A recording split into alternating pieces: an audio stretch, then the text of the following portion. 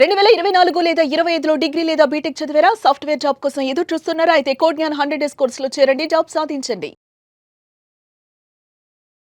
నమస్కారం ఉమా గారు. నమస్తే అమ్మా. కర్మ సిద్ధాంతం అంటే ఏంటి? ఎన్ని రకాల కర్మలు ఉంటాయంటారు? తప్పకుండా అమ్మా. మనం చాలా వీడియోస్లో కర్మ సిద్ధాంతం అంటే ఏంటి, అది ఏ ఏ రాశుల మీద, ఏ ఏ నక్షత్రాల మీద, ఎవరెవరి మీద, వ్యక్తుల మీద, రాశుల మీద, అంటే జీవరాశుల మీద ఎవరి మీద పడుతుందో ప్రతిదీ డీటెయిల్గా చూస్తున్నామండి. అసలు కర్మ సిద్ధాంతం అంటే ఏంటో తెలియనటువంటి వాళ్ళ కోసం మనం చెప్పుకుంటే అందులో 3 కర్మలు ఉంటాయమ్మా. సంచిత కర్మ, ప్రారబ్ధ కర్మ, ఆగామి కర్మ. సంచిత కర్మ అంటే మన జీవితంలో గతంలో, అదే పూర్వ జన్మలో కానీ లేకపోతే గత సంవత్సరంలో కానీ ఎప్పుడైనా సరే జరిగిపోయినటువంటి కాలంలో మనం తెలుసో తెలియకో చేసినటువంటి కర్మ. ఏదైనా అది పాజిటివ్ కావచ్చు, నెగిటివ్ కావచ్చు, పాపము కావచ్చు, పుణ్యము కావచ్చు, ఏదైనా కావచ్చు. ఆ చేసినటువంటి కర్మ ఏదైతే ఉంటుందో అది సంచిత కర్మ. దాని యొక్క పర్యవసానంగానే, దాని యొక్క రిఫ్లెక్షన్గానే మనం ఈ మానవ జన్మ అనేటువంటిది ఎత్తామండి. మనం మాత్రమే కదమ్మా, కనిపించేటువంటి జీవరాశులు ఏదైనా కుక్క కానీ, లేకపోతే గోవులు కానీ, లేకపోతే ఏదైనా సరే పులి కానీ, సింహము కానీ, ఏదైనా సరే ఏ జన్మ ఎత్తినా కర్మ యొక్క ఆధారితంగానే అవన్నీ జన్మిస్తూ ఉంటాయి. జ్యోతిష శాస్త్రానికి కూడా మూలమైనటువంటిది కర్మ సిద్ధాంతము. అయితే ఆ సంచిత కర్మ అనేటువంటిది ఒకేసారి ఉన్న మొత్తము కూడా మన మీద రుద్దింపబడో లేకపోతే ఒకేసారి మనం అనుభవించేటువంటిది కాదండి. మనం దానికి తగినట్టుగా ఒక్కొక్క జన్మలో, ఒక్కొక్క జీవితంలో, ఒక్కొక్క క్షణంలో దాన్ని అనుభవిస్తూ వెళ్తూ ఉంటాం. అయితే రెండవది ప్రారబ్ధ కర్మ అని ఉంటుందమ్మా. అంటే కరెంట్లీ నడిచేటువంటిది అనమాట. ఫర్ ఎగ్జాంపుల్, ఇప్పుడు మనం ఆలయంలో ఉన్నామండి. ఇదే సమయానికి మనం వేరే ఇంకొక ప్రదేశంలో కూడా ఉండొచ్చు. మనం గత 10 నిమిషాల క్రితం వరకు శివుడికి నమస్కారం చేసుకున్నాం. అదే 10 నిమిషాల్లో ఏదో చేయకూడని తప్పు కూడా చేయొచ్చు. ఒక 10 నిమిషాల క్రితం వరకు శివనామస్మరణ చేసాం. అదే 10 నిమిషాల్లో ఒక అశుద్ధమైనటువంటి మాటలు మాట్లాడవచ్చు. అంటే ఏది చెయ్యాలో, ఏది చేయకూడదు, ఎలాంటి మాట మాట్లాడాలో, ఎలాంటి పనులు చేయాలనేటువంటిది విజ్ఞత, వివేకము అనేటువంటిది మన యొక్క మైండ్ సెట్ మీద ఆధారపడి ఉంటుందండి. అంటే మనం తీసుకునే నిర్ణయం అన్నమాట. ఈ సమయంలో ఒకరికి సహాయం చేయొచ్చు, ఒకరి దగ్గర దొంగతనము చేయొచ్చు. సో దాన్నే ప్రారబ్ధ కర్మ అంటారు. సో అందుకే భగవంతుడు మనకి ఇచ్చేటువంటి అవకాశం ఏంటి అంటే భగవన్ నామస్మరణ చేయడం, ధర్మ ఆచరణ చేయడం ద్వారా మనకుండేటువంటి కర్మని ప్రాయశ్చిత్తం చేసుకోమని ప్రారబ్ధ కర్మ వల్ల మనకు ఒక అవకాశం ఇచ్చారమ్మ. అయితే రాబోయేటువంటిది ఇంకొకటి ఏంటి అంటే ఆగామి కర్మ. అంటే మూడవది అనమాట. సంచిత కర్మ, ప్రారబ్ధ కర్మ, ఆగామి కర్మ. సో అక్కడ ఏదైనా మనకు బలమైనటువంటి ఒక పాపం మనం చేసి ఉన్నాం అనుకోండి. ఫర్ ఎగ్జాంపుల్, మన దగ్గరికి వచ్చేటువంటి క్లయింట్స్, నా దగ్గరికి వచ్చేటువంటి వాళ్ళు ఎవరైనా ఒక తీవ్రమైన అనారోగ్య సమస్య చిన్న వయసులోనే బాధపడుతూ ఉన్నారు. అది వాళ్ళకి పూర్వ జన్మ ద్వారా చేసిన కర్మ వల్ల వచ్చింది అని చెప్పి జ్యోతిష శాస్త్రంలో మనకి కనబడుతోంది. ప్రారబ్ధ కర్మ వల్ల వాళ్ళని ఒక శాంతి ప్రక్రియలో కూర్చోబెట్టి వాళ్ళు చేసినటువంటి కర్మకి ప్రాయశ్చిత్తం చేయడమే ప్రారబ్ధ కర్మ.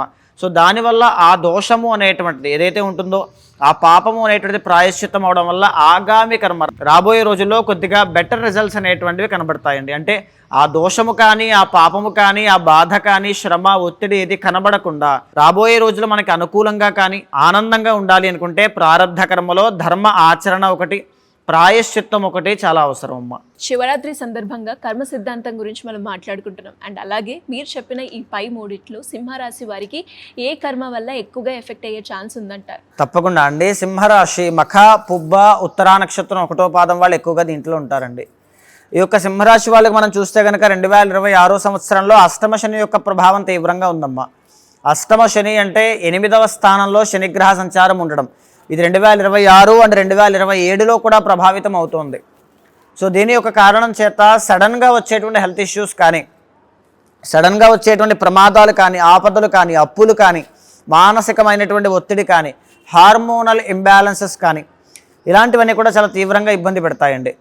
ఇకపోతే అసలు జనరల్లీ సింహరాశి వాళ్ళకి మనం చూస్తే వాళ్ళ యొక్క డిఫాల్ట్ భచక్రంలో వీళ్ళకి జన్మానికి అధిపతి అయినటువంటి రవి కారణము చేత టెన్షన్స్ అనేటువంటివి చాలా ఎక్కువగా ఉంటాయండి. టెన్షన్ ఎప్పుడు కూడా. తర్వాత ఆవేశంలో నిర్ణయాలు తీసుకోవాల్సిన పరిస్థితులు, తొందరపాటులో నిర్ణయం తీసుకోవాల్సిన పరిస్థితులు, కోపాన్ని కంట్రోల్ చేసుకోవాలి. ఉత్తాధిపతి శని అవుతూ ఉంటారు. వెన్నుపూసకి సంబంధించిన ఇబ్బందులు రావడం అమ్మ, కిడ్నీ కానీ, క్రానిక్ హెల్త్ ఇష్యూస్ రావడం కానీ, లేకపోతే లోయర్ బ్యాక్ పెయిన్స్ రావడం కానీ, లేకపోతే జాయింట్ పెయిన్స్ అని, ఆర్థరైటిస్ కానీ, వాత దోషాలు అనేటువంటివి రావడం కానీ జరుగుతూ ఉంటుంది. తర్వాత మేజర్లీ చెప్పాలండి, marital లైఫ్లో కూడా విడిపోయేటువంటి యోగం అయితే రాదు, కానీ గొడవలు అయితే తప్పకుండా అవుతాయండి. 6th and 7th లార్డ్ కాబట్టి ఇద్దరి మధ్యలో క్లాషెస్ అనేటువంటి వచ్చే అవకాశాలు ఎక్కువగా ఉంటాయమ్మా. తర్వాత సింహరాశి వాళ్ళకు ఉండేటువంటి మేజర్ ప్రాబ్లం ఏంటి అంటే పేరు గొప్ప ఊరు దిబ్బ అన్నట్టుగా చెప్పుకోవడానికి పెద్దగా ఒక పదవి యోగాలు ఇలాంటి వాటిల్లో ఉంటారు జన్మానికి రవి ఆధిపత్యం కాబట్టి. కానీ 12వ స్థాన అధిపతి ఎవరంటే చంద్రుడు. డబ్బు అనేటువంటిది మాత్రం నిలబడదు, విపరీతంగా ఖర్చు ఖర్చు ఖర్చు, వచ్చే డబ్బులు అనేటువంటిది ఒక్కరోజు కూడా నిలబడవు.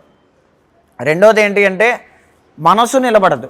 ఉరుకుల పరుగుల జీవితం అంటారు చూసారంటే, ఉరుకుల పరుగుల జీవితం. ప్రశాంతంగా ఒక చోట కూర్చుని వాళ్ళ లైఫ్ని వాళ్ళు ఎంజాయ్ చేసేటువంటి క్రమము కానీ ఆ రోజు కానీ కనబడదు. ఎప్పుడు పరుగులు పరుగులు పరుగులే. మఖా నక్షత్రం వాళ్ళకి మనం తీసుకుంటే జీవితంలో కన్ఫ్యూజన్స్ అనేటువంటివి చాలా ఎక్కువ అమ్మ. అంటే కేతు ఆధిపత్యం కదండి. ఉదయం ఒక ఆలోచన, సాయంత్రం ఒక ఆలోచన. ఉదయం ఎంపీసీ చదువుతానంటారు, సాయంత్రం బైపీసీ చదువుతానంటారు. ఉదయం ఇంజనీర్ అవుతానంటారు, సాయంత్రం డాక్టర్ అవుతానంటారు. ఉదయం చదువుతానని, సాయంత్రం చదవనని. ఉదయం పెళ్లి చేసుకుంటానని, సాయంత్రం చేసుకోలేనేమో అని. లేకపోతే నేను కాన్ఫిడెన్స్ లేకపోవడం. సింహరాశి వాళ్ళు అంటేనే అసలు బలమైన కాన్ఫిడెన్స్ ఉండాలి.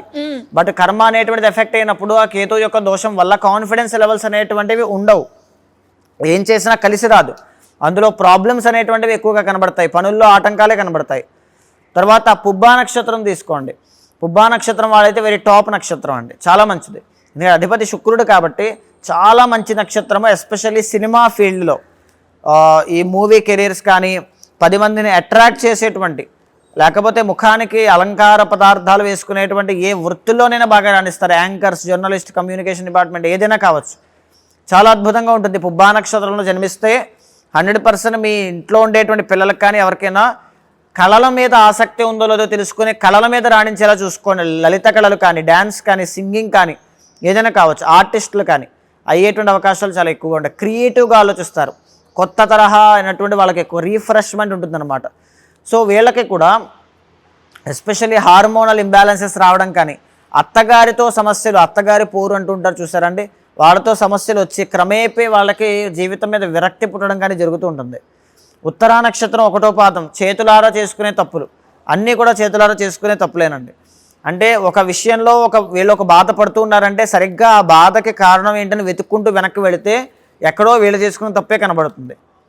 అర్థమైందమ్మా? ఎక్కడో వీళ్ళు పడే బాధని వెతుక్కుంటూ వెనక్కి వెళితే ఎక్కడో వీళ్ళు చేసుకున్న తప్పే వాళ్ళకి కనబడుతుంది. ఉత్తరా నక్షత్రం 1వ పాదం వాళ్ళు కోపాన్ని కంట్రోల్ చేసుకోవాలి, చాలా కోపాన్ని కంట్రోల్ చేసుకోవాలి. ఈగో అనేటువంటిది ఉండకూడదు. ఉంటే కనుక చాలా ఇబ్బందులు అనేటువంటివి ఉంటాయండి. 2026 సంవత్సరంలో జూన్ 1వ తారీఖు దాకా గురుబలం అనేటువంటిది చాలా బాగుందండి. ఈ బాగున్నటువంటి గురుబలం ఎంతో కొంత జీవితంలో ఎదుగుదలకి కానీ, సంపాదనకి కానీ, అభివృద్ధికి కానీ, కెరీర్ గ్రోత్కి కానీ, శుభకార్యాలకి కానీ ఉపయోగపడేలా చేస్తుంది. బట్ జూన్ 1వ తారీఖు దాటిన తరువాత నవంబర్ 1వ తారీఖు వరకు కూడా గురుబలం మీకు ఉండదు. సో ఇది బాగా గుర్తుపెట్టుకోండి. 5 months కూడా కష్టములు అనేటువంటివి ఉంటాయి, ఖర్చులు అనేటువంటివి ఉంటాయి, తర్వాత ఇబ్బందులు అనేటువంటివి, అవమానములు అనేటువంటివి కనబడతాయి. మళ్ళీ నవంబర్ 1వ తారీఖు తర్వాత మంచి రిజల్ట్స్ అనేటువంటివి ఉంటాయి. సో ఈ సంవత్సరంలో ఉండేటువంటి అష్టమ శని యొక్క ప్రభావం, కర్మకారకుడు శని, అష్టమ శని ఇస్తూ ఉన్నారు. సో శని యొక్క ప్రభావం నుంచి బయటికి రావాలి. సో ఆ విషయంలో జాగ్రత్తగా ఉండాలమ్మా. మరి ఎలా గురువుగారు మీరు అన్నట్టుగానే ఈ శని ప్రభావం నుంచి బయటపడే మార్గం ఉందంటారా? తప్పకుండా అమ్మా. ఇక్కడ ఏంటి అంటే సింహరాశి వాళ్ళకి రాష్ట్రాధిపతి ఎవరండి? రవి. అంటే దశమహావిద్యా సాధనలో రాష్ట్రాధిపతి రవికి అధిపతి ఎవరు అంటే శ్యామలాదేవి, మాతంగి అమ్మవారు అనమాట.